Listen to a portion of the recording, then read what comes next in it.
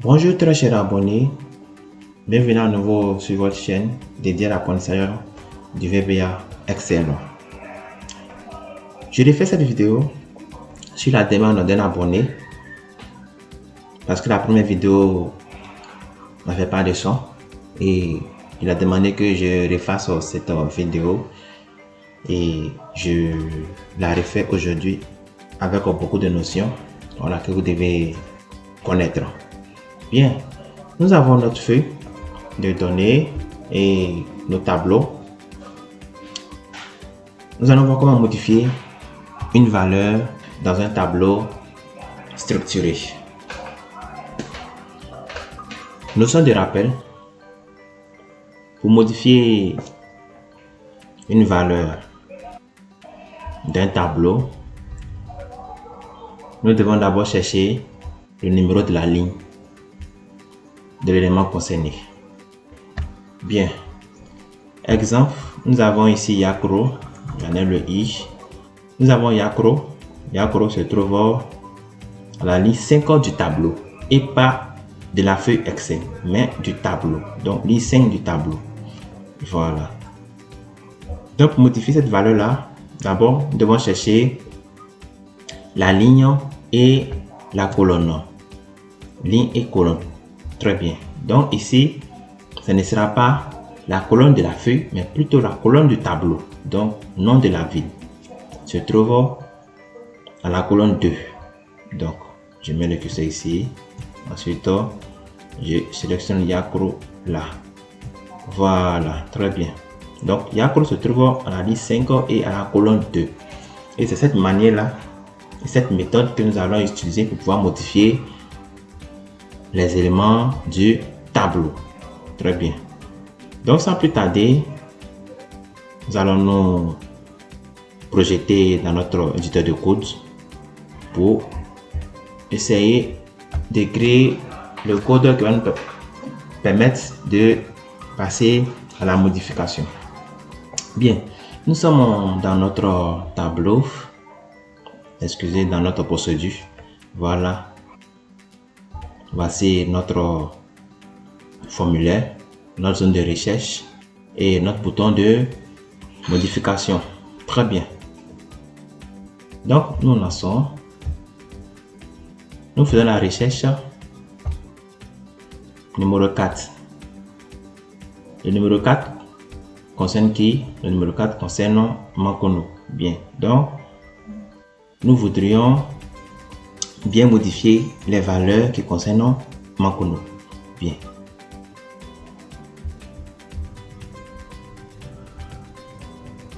Pour ce faire, qu'est-ce que nous devons au préalable faire? Nous devons d'abord chercher le numéro qui indique la recherche.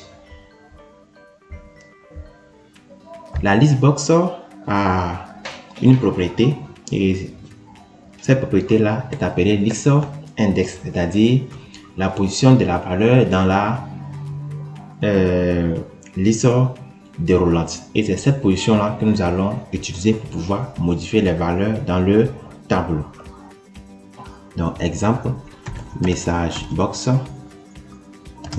position, et je lance cette, vous voyez. Lorsque je vais utiliser le 4, on n'aura pas le 4, mais on aura le numéro 3. Voilà. Pourquoi le numéro 3? Parce que la liste index commence par 0. Voilà. Donc, pour avoir le même numéro d'index comme dans le tableau, qu'est-ce que nous allons faire? Nous allons déclarer notre variable ici. Donc, dim n position, n position. Voilà, as bit. Bien. Le bit est le type qui a pour valeur 255. Voilà. Vu qu'on n'a pas assez de valeur dans notre tableau, c'est pour cela que j'utilise le bit. Sinon, le plus souvent, c'est l'integer, on utilise. Bien. Donc, nous allons vérifier ça. N position. Je lance. Je prends le numéro 5. Très bien. Modifier. On vérifie un truc. Ok, N position plus 1. Voilà. Donc, N position plus. Excusez, une erreur. Ok, bien. Donc, nous allons dire N position est égal à position plus 1. Voilà, position plus 1. Et nous lançons. Je prends le 5 ici. Vous voyez, nous avons la position numéro 5. Donc, c'est cette position-là que nous allons utiliser pour pouvoir modifier la valeur. Très bien. Donc, allons-y. Donc, with worksheet list objects 1 list row c'est nombre de lignes de tableau. Donc list row quoi? List row n position. Voilà, n position. N with. Très bien. Donc cette valeur que nous devons modifier se trouve à la colonne 2. Voilà, donc branche 2 est égale à textbox 1. Bien, donc nous vérifions. 5. Ensuite, on veut modifier Yacro. Yacro, si ajoute Yacro Koto, vous verrez. Si je modifie, vous voyez, voilà, ça a été modifié. Impeccable. Donc, nous pouvons aussi utiliser la même syntaxe pour toutes les valeurs. Donc, nous allons copier ceci.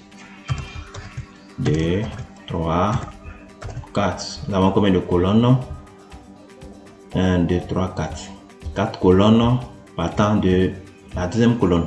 Donc, on fait 3, 4 et 5. Bien. Donc, textbox 2, textbox 3 et textbox 4. Très bien. Nous cherchons la valeur 6. 6, c'est Tibisu. Donc, si je mets Tibisu sud, je supprime cette valeur là, je mets 10 000, donc 14 000, 140 000, voilà, 140 000. Donc superficie, nous avons 156 mètres carrés, voilà, 156 mètres carrés. Bien, nombre de restaurants, je mets 125. Bien, Tibisu, remarquez, hein. Voilà, Tibisu Sud a été modifié correctement. Vous voyez, voilà, tout y est. Bien, donc voici la première méthode avec l'utilisation de la valeur qui se trouve dans la combo box, donc dans la liste déroulante.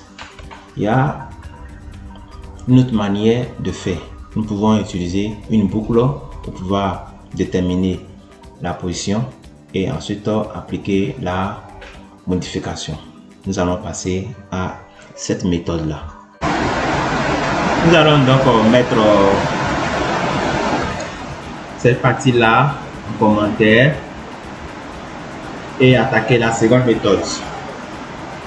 Pour la seconde méthode, qu'est-ce que nous allons faire? D'abord, nous allons chercher le numéro, le nombre des lignes du tableau. Donc, n position est égal à quoi? Est égal à worksheet list objects 1 list row point count. Et nous vérifions missile box and position. Et nous lançons. On vérifie, nous avons 15 lignes. Nous avons 15 lignes dans notre tableau. Donc, c'est avec cette valeur-là que nous allons boucler et déterminer l'élément à modifier dans notre tableau.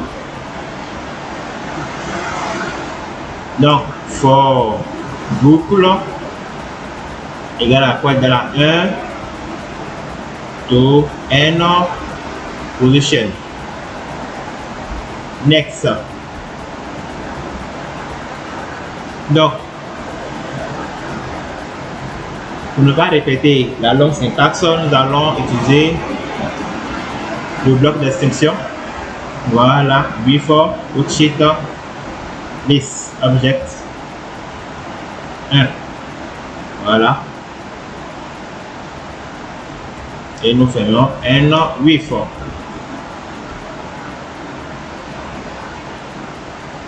Donc, si data body range boucle colonne 1 est égal à mi combo box point texte, alors qu'est-ce qu'on fait? Nous allons modifier la valeur se trouve dans la colonne 2. Donc, data body range boucle colonne 2 est égal à text box 1.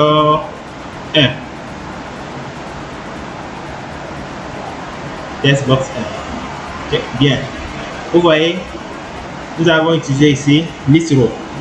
Ici, nous utilisons data body range. C'est la même syntaxe. Voilà. On peut faire pareil ici. On peut dire list row quoi? List row boucle. List row boucle et on fait range. Range 2 est égal à text box 1. Voilà. Vous voyez, si on utilise le data body range, alors il n'y a pas de range. Voilà. Mais si on passe par list row, dans ce cas-là, il faut préciser la colonne, dans la colonne 2. Ok, mets ça en commentaire. Excusez du bruit qui se fait ici. Voilà, il pleut énormément. Voilà. Donc, excusez encore. Bien. Et nous allons continuer. Nous allons reproduire celui-ci. 2, 3 et 4. Voilà. Donc, 3, 4 et 5. Donc, 2, 3 et 4. Nous faisons notre if, and if. Bien. Nous vérifions à présent. Je prends la ligne 4. La ligne 4, c'est Mankono. Si je mets Mankono Sud, qui a 10 000 habitants, superficie 125 km². Ensuite, 15 restaurants. Donc, Mankono est là. Voilà, Mankono, et nous vérifions. Voilà, Mankono Sud, 10 125 km² et 15 habitants. Donc, vous voyez que les deux positions marchent correctement. Bien. Donc, voici comment on utilise les méthodes de modification avec notre liste de roulant et avec la boucle. Nous avons aussi des méthodes que d'autres utilisent comme la méthode found et aussi la méthode application Mix pour pouvoir modifier les valeurs dans la listbox. Et excusez, dans le tableau sur une feuille Excel. Bien, nous avons à présent terminé. Si vous avez aimé la vidéo, n'oubliez pas de liker, de commenter et d'activer la cloche. Voilà, pour ne pas manquer de nouvelles vidéos. Merci et à bientôt.